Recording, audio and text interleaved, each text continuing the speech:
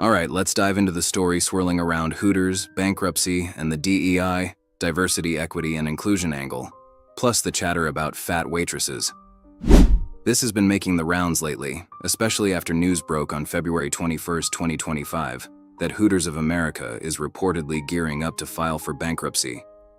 Here's what's going on, pieced together from what's out there. Hooters, the Atlanta-based chain famous for its wings and scantily clad servers, has been hitting rough waters. Reports from Bloomberg and other outlets say the company is working with the law firm Ropes & Gray to prepare for a possible Chapter 11 filing, potentially as early as April 2025. The chain's facing a hefty $300 million debt from asset-backed bonds issued in 2021, declining customer traffic, and the closure of about 40 underperforming locations in 2024 alone.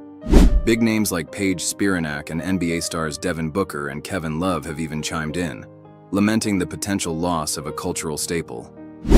Financially, it's a mess. Kroll Bond Rating Agency downgraded Hooters' debt last September due to revenue drops, and the chain's been under private equity ownership since 2019, which some argue hasn't helped. Now here's where the narrative gets spicy. Posts on X and some online chatter claim Hooters' troubles stem from a supposed DEI push, specifically that they started hiring fat and ugly waitresses, including transgender staff, to comply with diversity mandates. The story goes that this alienated their core customer base, guys who went for the eye candy alongside the wings, and tanked their business. Go woke, go broke, they say. One ex-user quipped that Hooters lost their popularity after hiring overweight women and transgenders, while another blamed lawsuits and DEI for forcing a shift away from the classic Hooters girl vibe. But let's pump the brakes and look at what's actually verifiable. There's no hard evidence from credible sources, like financial reports or official Hooters statements, showing they implemented a formal DEI program that drastically changed hiring practices. Hooters has always marketed itself on a specific image: fit, attractive women in tight tops and orange shorts. Their brand's been unapologetic about that for over 40 years. The bankruptcy talk centers on liquidity issues, debt, and broader restaurant industry struggles. Think Red Lobster and TGI Fridays, which also filed recently. Rising costs, shifting dining habits, and competition from spots like Twin Peaks, touted as the new restaurant king, seem more likely culprits than a sudden pivot to inclusive hiring. That said, the DEI angle isn't baseless speculation, it's just exaggerated. Hooters has faced legal pressure over its image before.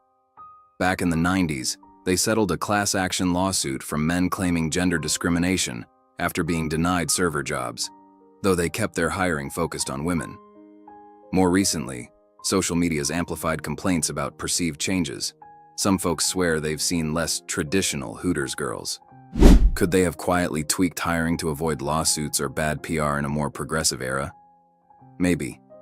But there's no smoking gun, like a press release or leaked memo, proving they went full DEI and hired scores of fat waitresses or transgender staff en masse.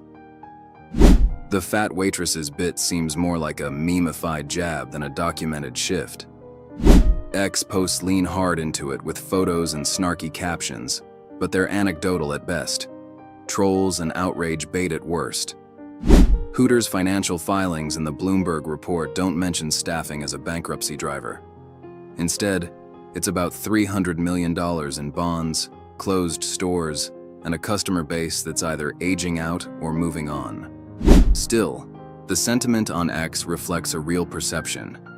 If Hooters did stray from its formula, it could have hurt. One user nailed it. A company that doesn't know its audience deserves what they get. So, the story? Hooters is in deep financial trouble, and bankruptcy's looming.